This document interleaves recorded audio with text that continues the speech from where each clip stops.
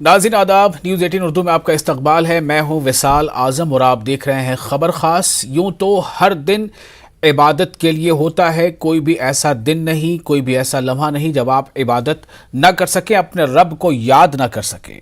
और आप जब चाहें अपने रब को याद करें, जितना चाहें अपने रब से नज़दीकियाँ बनाएं, जितना चाहें अपने रब पर और ज़्यादा गहरा यकीन बनाते चले जाएं। एक ऐसा महीना है माह शाबान जो इन दिनों अभी हमारे दरमियान है, और इस महीने के बाद जो महीना आने वाला है वो है माह रमज़ान। यूँ तो माह रमज़ान की अहमियत व फजीलत से हम सभी वाकिफ़ हैं, लेकिन फिर भी हर साल हर दिन ऐसे बहुत सारे लोग होते हैं जिन्हें मज़ीद जानने की ख्वाहिश होती है। लेकिन माह रमज़ान से ऐन क़बल माह शाबान महीने की अहमियत क्या है, और इस महीने में इबादत का या रोज़ों का जो नफिल रोज़े ही हैं तो वो अगर कोई रखता है तो क्यों रखता है, उसकी नज़ीर कहाँ मिलती है और क्या उसकी बुनियाद है, और कितना कुछ हम इसमें तैयारी कर पाते हैं माह रमज़ान की। तो माह शाबान की 15वीं जो शब है, जिसे शब बारात के नाम से भी जाना जाता है। शब बारात को लेकर कुछ सवालात भी लोगों के जहन में होते हैं कि क्या शब बारात एक त्यौहार है? अगर ये त्यौहार है तो हमें क्या करना चाहिए? क्या शब बारात एक त्यौहार नहीं है तो फिर हम क्या कुछ करते हैं जो हमें नहीं करना चाहिए? इस बारे में मजीद सवाल जवाब भी हम करेंगे। बने रहे अगले आधे घंटे हमारे साथ। तो माह शाबान की अहमियत क्या है, इसकी फजीलत क्या है? माह शाबान में जो दिन है, जो शब हैं, उनमें से एक शब बारात क्यों कही जाती है, और इस शब बारात के माने क्या हैं, और किस तरह ये शब बारात शब कद्र से अलग है? क्योंकि शब कद्र का भी जिक्र होता है, जिस तरह से सूरह इन्ना अंज़लनाहु फी लैलतिल क़द्र में इसका जिक्र आता है। तो शब कद्र क्या है, शब बारात क्या है, और क्या दोनों शबों की, यानी शब कद्र में कई शब आती हैं, तो क्या उनकी अफजलियत, उनकी फजीलतें, उनकी अहमियत शब बारात जैसी ही हैं?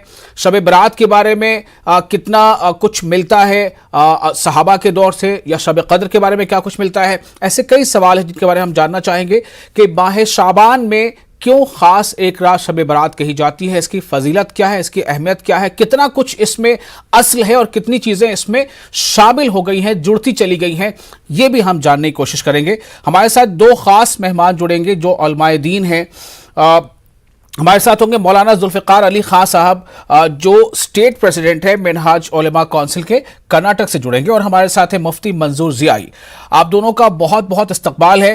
मौलाना जुल्फ़िकार अली खां साहब, मैं सबसे पहले आपके पास आना चाहूँगा, और मेरा सबसे पहला सवाल आपसे यही होगा कि माह रमज़ान से ऐन क़ब्ल माह शाबान, और इससे पहले रजब का महीना गुजर चुका, तो रजब, शाबान, रमज़ान, माह शाबान की क्या फजीलतें हैं? किस हद तक मुसलमान तैयारियां करता है माह रमज़ान के लिए, और माह शाबान में जो 15वीं शब है शब बारात, इसको लेकर क्या हकीकत है? क्या शब बारात एक त्यौहार है?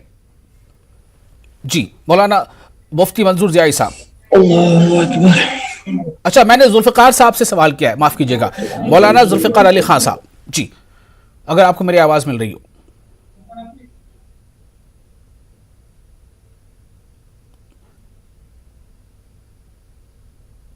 जुल्फ़िकार साहब तक हमारी आवाज़ नहीं पहुंच पा रही है। मैं मुफ्ती मंजूर ज़ियाई साहब से ये सवाल रखना चाहूँगा। मंजूर ज़ियाई साहब, आपने गालिबन सवाल सुन ही लिया होगा। आपका इस्तकबाल और ये सवाल। जी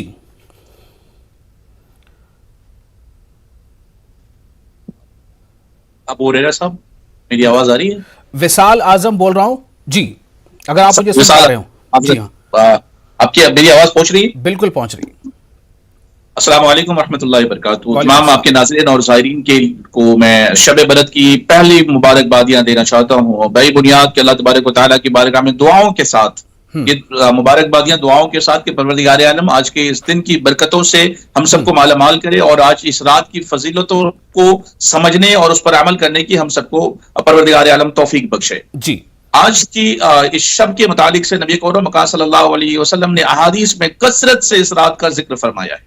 हजरत आयशा सिद्दीक़ा रज़ियल्लाहु तआला अन्हा इरशाद फरमाती हैं कि इस रात में, यानी 15वीं शाबान की रात में, अगर हमें रसूल आज़म सल्लल्लाहु अलैहि वसल्लम को ढूंढना है, जनाब मोहम्मद रसूलुल्लाह कहाँ मिलेंगे, तो वो عموماً رسول اللہ صلی اللہ علیہ وسلم باب بقی سے ہوتے ہوئے جنت البقی میں ملا کرتے ہیں. جنت البقی وہ مقام ہے جسے بقیع غرقد بھی کہتے ہیں. نبی اکرم صلی اللہ علیہ وسلم قبرستان میں جایا کرتے اور اپنے ان تمام لوائقین اور اپنے تمام ان لوگوں کے لیے جو اب دنیا میں نہیں رہے ان سب کے لیے دعائے مغفرت کیا کرتے, کیونکہ رسول اللہ صلی اللہ علیہ وسلم نے ارشاد فرمایا کہ پروردگار عالم تمہیں کچھ راتیں ایسی عطا کرتا ہے کہ تمہارے ساری بگڑی اسی رات بناتا ہے, تمہارے گھر سارے گناہ اس رات معاف فرما دیتا ہے, کیونکہ پروردگار عالم تمہارے پیسے نہیں تمہیں بہانے دیکھ کر کے تمہاری بخشش کا ذریعہ ڈھونڈتا ہے. وہ رب کیسے چاہے گا کہ جس کا کریٹر خدا ہو, جس کے نین و نقش خدا نے تمہارے بنائے ہیں, جس کے نین و نقش کے ماں کے پیٹ میں بھی تمہیں بنائے ہیں, تمہیں خوبصورتی دی, تمہیں آنکھوں میں نور دیا, زبان میں طاقت دی, کانوں میں سماعت کی قوت دی, یہ سب دینے والا خدا کیسے چاہے گا کہ تم گناہوں میں رہو اور وہ معاف نہ کرے. بس رحمت حق بہا نمی جویت, رحمت حق بہانہ می جویت. اللہ کی رحمت تم سے پیسہ نہیں مانگتی ہے کہ ہم تمہیں معاف کریں گے, پیسے دے دو, تم دولت دے دو, بلکہ اللہ کی رحمت تو تمہیں بہانے ڈھونڈ ڈھونڈ کر کے معاف کرتی ہے. تو یہ اس بہانوں میں سے ایک بہانہ ہے آج کی رات, جو ہم سب کے گناہوں کی معافی کی رات, ہم سب کے اس بدلے کی رات جو پروردگار عالم گناہوں کو بدلے میں نیکیوں میں اضافہ فرماتا ہے. یہ چھٹکارے کی رات جو ہمارے گناہوں سے پروردگار ہمیں چھٹکارا دیتا ہے اور تمام وہ گناہ معاف فرما دیتا ہے آج کی اس رات میں. تو پروردگار عالم نے ہم سب کے لیے یہ ماہ مبارک میں یہ دن اور یہ رات جو ہمیں عطا کیا ہے, یہ سب ہم سب ہزار ہاتھ سجدوں میں رب کے حضور جھکے رہیں, اللہ کے حضور سجدہ ریز ہو کر کے اور دعا کریں کہ پروردگار عالم تیرا احسان ہے, تیرے اپنے حبیب کے صلی اللہ علیہ وسلم کے صدقے میں آپ نے یہ رات ہمیں عطا کی ہے. کیونکہ اس رات کی برکتیں اور فضیلتیں اور رحمتیں کتنی ہیں, اس کو احادیث کی روشنی میں رسول اللہ صلی اللہ علیہ وسلم نے کئی صورت بیان فرما دیا ہے کہ تم جس اینگل سے اس رات میں تلاش کرنا چاہو ہر وہ اینگل تمہیں ملے گا. ہر پل کی کہانی رسول اللہ صلی اللہ علیہ وسلم کی زبانی احادیث میں موجود ہے. مثال اعظم جی میں مولانا ذوالفقار علی خان صاحب کے پاس آنا چاہوں گا. چونکہ وقت کی تھوڑی قید رہتی ہے اس لیے میں بہت صاف گوئی سے اور سیدھا سوال اور سیدھا جواب جاننا چاہوں گا. میرا پہلا سوال مولانا ذوالفقار علی خان صاحب یہ ہے کہ کیا شب برات ایک تہوار ہے؟ کیوں اکثر جگہوں پر دیکھا جاتا ہے کہ لوگ آج کے دن نئے کپڑوں کو پہننے پر ترجیح دیتے ہیں, کچھ خاص طرح کے پکوان پکاتے ہیں, اور کیا شب برات جو ہے یہ شب قدر سے مختلف نہیں ہے؟ اگر مختلف ہے تو شب قدر کیا ہے اور شب برات کیا ہے؟ شکریہ. السلام علیکم ورحمۃ اللہ. وعلیکم السلام ورحمۃ اللہ. جی بڑی خوشی کی بات ہے آپ نے جو سوال کیا. میں آپ کے چینل کے ذریعے سے قوم کو اس کا جواب دینا چاہتا ہوں. پہلے تو میں آپ کا شکر گزار ہوں کہ آپ نے اس جگہ لا کر کے مجھے بٹھایا اور کچھ بولنے کا موقع دیا. اصل میں دیکھیے, اسلام نے جتنے بھی تیوہار دیے ہیں نا, ان تیوہاروں کے اندر ہر بےہودگی سے روک کر کے ہر پاکیزگی عطا کی. جی اب اگر اس کو تیوہار کی حیثیت سے دیکھا جائے تو یہ تیوہار صرف کپڑے پہننے کا تیوہار نہیں ہے. یہ تیوہار صرف کیا ہے, اپنے آپ کو زیبائش اور نمائش کر کے لوگوں کے سامنے پیش کرنے کا تیوہار نہیں ہے. یہ تیوہار کیا ہے, ایک مجرم کی حیثیت سے اللہ کی بارگاہ میں رات کے وقت حاضر ہونے کے بعد میں اللہ تعالیٰ کی بارگاہ میں التجائے کرنا, آنسو بہانا, اس کو منانا اور اس سے کچھ لینے کا تیوہار. اس رات میں کیا ہے, آپ جیسا کہ جانتے ہیں اور سبھی جانتے ہیں کہ اللہ تعالیٰ اپنی شان کے لائق آسمان دنیا پر تشریف فرما ہوتا ہے, یا مطلب یہ نزول جلال فرماتا ہے, تو وہ اس کی شان کے لائق ہے. لیکن یہ نزول اجلال فرمانا یہ بندوں کی طرف خصوصی توجہ اور بندوں کی طرف خصوصی رحمت کو اپنی عطا کرنے کے مترادف ہی نہیں, بلکہ عین رحمت کو اس پر بندوں پہ اپنی نازل کرنا ہے. تو اب اللہ تعالیٰ فرماتا ہے کہ حل من سائل, کوئی ہے سوال کرنے والا, حل من مسترزق, ہے کوئی رزق مانگنے والا, اور حل من مستغفر, ہے کوئی بخشش طلب کرنے والا. تو اب اگر اس کو ہم دیکھیں تو یہ تیوہار اصل میں اللہ سے کچھ لینے کا تیوہار ہے, اگر تیوہار ہی کی حیثیت سے دیکھیں. ورنہ آپ اس کی طرف جائیں تو یہ اللہ تعالیٰ کی خصوصی عطاؤں کا، اللہ تعالیٰ کی خصوصی عنایات اور اس کی کرم اور نوازش کا وقت ہے، جس کو شب برات کے نام سے یاد کیا جاتا ہے، یا عربی میں اس کو لیلہ مبارکہ، برکت والی رات کہا جاتا ہے۔ تو اب حصول برکت اگر اس رات میں ہم نے کی ہے تب تو اس رات کا مقصد پورا ہوتا ہے، اور صرف ہم نے اس کو آتش بازی میں یا مطلب یہ کھیل کود میں یا اس طرح کے اپنے ذوق پورے کرنے میں گزار دیا تو رات کے جاگنے سے کوئی فائدہ حاصل نہیں ہوتا ہے۔ اصل میں کیا ہے، ضروری ہے کہ ہم تدبیر کریں، جیسا کہ آپ نے ابھی تھوڑی دیر پہلے کہا تھا کہ رحمت حق بہا نمی جوید، اللہ کی رحمت بہانے تلاش کرتی ہے، بہا نمی جوید، وہ قیمتیں تلاش نہیں کرتی ہے۔ تو اب بہانے کے لیے ضروری ہے کہ ہم کوئی تدبیر کریں، اور اگر ہمارے پاس میں کوئی تدبیر نہیں ہے تو پھر کوئی مسئلہ نہیں بنتا۔ کسی شاعر نے بڑے اچھے انداز میں کہا ہے کہ تدبیر کے دستے زرعی سے تقدیر درخشاں ہوتی ہے، قدرت بھی کرم فرما ہوتی ہے جب کوشش انسان ہوتی ہے۔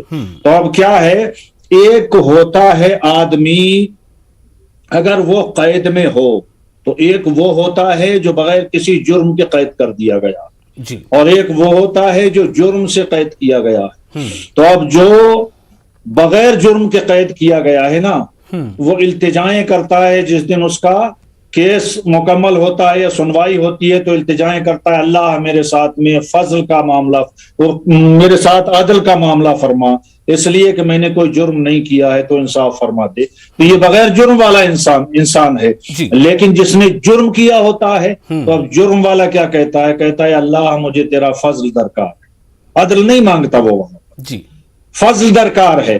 تو اب بندے تمام گناہ گار ہیں اور یہ مجرم کی حیثیت سے اس کی بارگاہ میں حاضر ہوتے ہیں۔ تو اب ایک مجرم کیا ہے، اس سے فضل کا متلاشی ہو، فضل کا بھکاری ہو، فضل کے تقاضے کرے، فضل مانگے۔ تو اب جب فضل مانگے گا تو اللہ تعالیٰ تو خود ہی فرماتا ہے کوئی مجھ سے فضل تلاش کرنے والا ہے، کوئی مجھ سے کرم مانگنے والا ہے، کوئی مجھ سے بخشش مغفرت مانگنے والا، رزق مانگنے والا، میں مولانا ذوالفقار خان صاحب ایک سوال یہاں پر ذرا یہ کرنا چاہوں گا کہ میں یہ صرف جاننا چاہتا ہوں آپ سے کہ جیسا آپ نے بہت خوبصورتی سے بیان کیا کہ اگر یہ ایک خاص موقع ہے بھی، اگر یہ تہوار ہے بھی، تو یہ تہوار عاجزی کا ہے، انکساری کا ہے، اپنے گناہوں پر نادم ہونے کا ہے، اور اللہ کے حضور رات میں اگر آپ گڑ گڑائیں، روئیں، آنسو بہائیں، اس کا ہے۔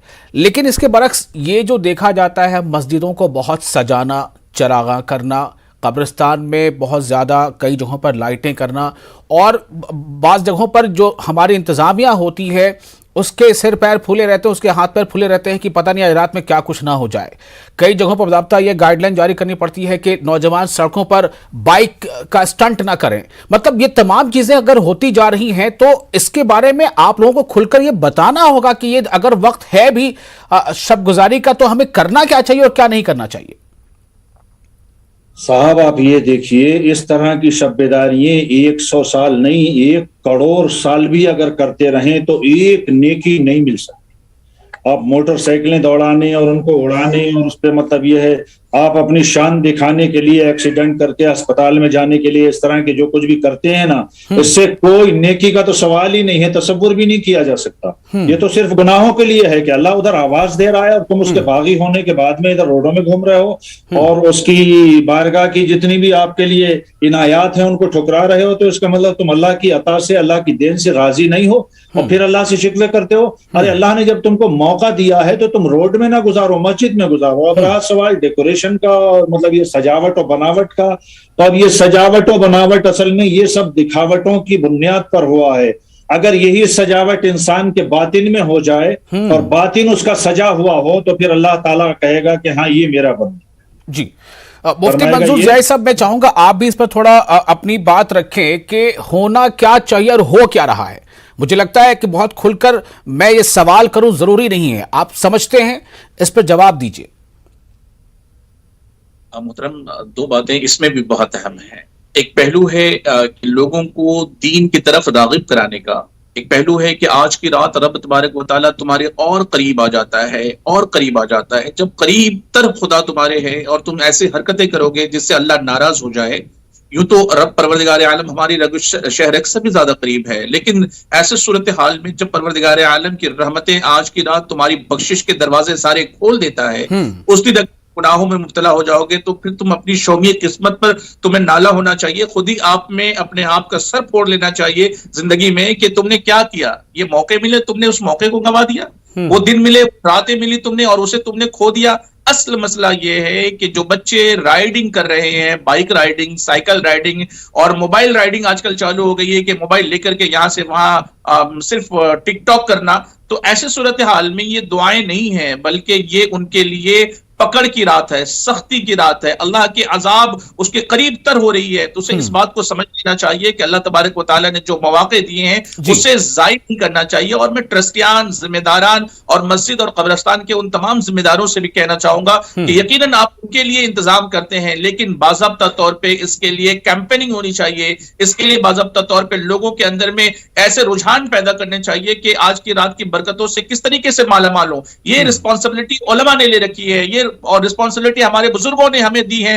ہم لوگ اس کو نبھانے کی ہر ممکن کوشش کرتے ہیں، لیکن دل کے اندر میں نیکیاں، نرمیاں بڑی مشکل سے اترتی ہیں. میں دعا کرتا ہوں کہ پروردگار عالم آپ کے اس پروگرام کو دیکھنے کے بعد ان دلوں میں بھی نرمیاں اتر جائیں جن کے اندر سختیاں ہیں، ان دلوں میں بھی اللہ کا ڈر اور خوف آ جائے جن کے دلوں میں اللہ کا ڈر اور خوف جس کے دلوں سے جا چکا ہے. اسے محسوس کرنا چاہیے کہ آج کی رات برکت والی رات، آج کے دن پانے کی رات ہے، آج کی رات وہ حاصل کرنے کی رات ہے جو تم نے پورے سال حاصل نہ کیا. اگر یہ موقع نکل جائے گا تو پھر یہ موقع 1 سال کے بعد تمہیں ملے گا، اس لیے اسے ضائع نہ کرو. آج آپ کے مادھیم سے بتانا میں چاہتا ہوں کہ پوری دنیا کے ان تمام لوگوں کو مبارکبادیوں کے ساتھ ساتھ یہ لفظوں میں، سخت لفظوں میں بھی کہنا چاہوں گا کہ میرے بھائیوں ایسا نہ کرو جس سے تمہارا رب بھی تم سے ناراض ہو جائے اور تمہاری زندگی بھی خطرے میں پڑ جائے. نہ تم اپنی زندگی کو خطرے میں ڈالو، نہ ہی اپنے رب کو ناراض کرو. میں ایک سوال اس میں اور مزید جوڑنا چاہوں گا. مفتی مولانا ذوالفقار خان صاحب، پہلے آپ سے سوال ہے، پھر اسی سوال کو میں منظور صاحب سے بھی کروں گا. سوال یہ ہے کہ کیا آج کی رات کی عبادات کیا یہ اجتماعی شکل میں ہونی چاہیے؟ مسجدوں میں زیادہ سے زیادہ لوگ اکٹھا ہو جائیں، عبادت کریں، کیا یہ ہونا چاہیے؟ کیا اس طرح کا ہمیں کوئی ایسی کوئی نظیر ملتی ہے صحابہ کے دور سے، یا پھر یہ کہ یہ ایسی رات ہے کہ ہم انفرادی طور پر بھی یہ کر سکتے ہیں؟ چونکہ جیسے ہی اجتماعی چیزیں جڑتی ہیں ویسے ہی بہت ساری دوسری چیزیں، جیسا آپ نے خود ہی بتایا کہ اب بائک اسٹنٹ تو چھوڑیے، لیکن موبائل رائڈنگ شروع ہو گئی ہے. گھر سے باہر کہاں جا رہے ہیں تو مسجد جا رہے ہیں، بچے کہاں ہیں تو پتہ نہیں. جی آپ سے میرا سوال. جی میں اس کا آپ کو جواب دوں. مولانا ذوالفقار صاحب سے. جی دیکھیے، ایک ہے فرض اور ایک ہے نفل. جی ہمارے یہاں جو عبادات یہ ہوتی ہے نا، یہ نوافل میں ہے، فرائض میں نہیں ہے. اب اجتماعی حیثیت کیا ہے؟ اجتماعی حیثیت کی 2 صورتیں ہیں. ایک صورت یہ ہے کہ جماعت کے ساتھ ہو، ایک صورت یہ ہے کہ انفرادی طور پہ اس کو ادا کیا جائے.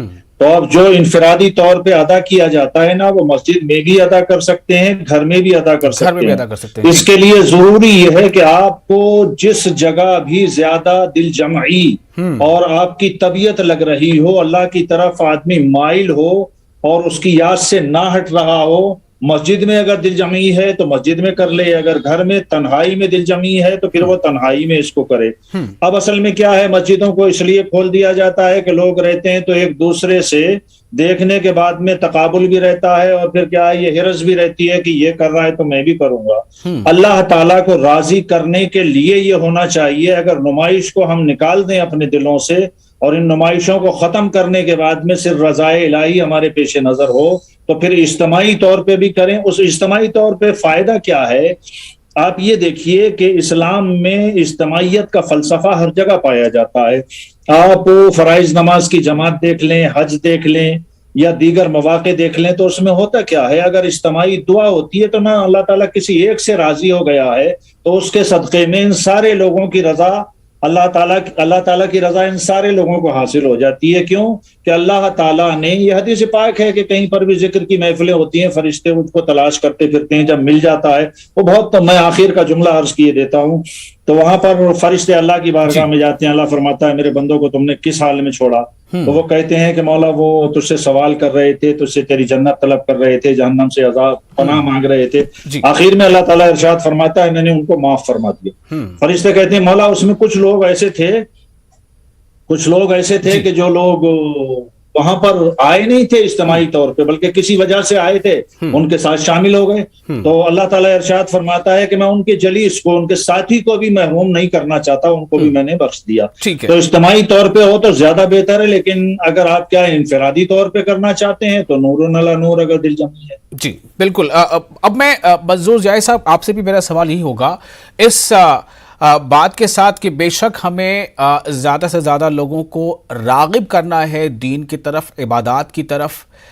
ایک بڑا طبقہ ایسا دکھتا ہے، ایک بڑا طبقہ شب گزاری تو ہوتی ہے لیکن نماز فجر نیند میں گزر جاتی ہے، نہیں پڑھ پاتے.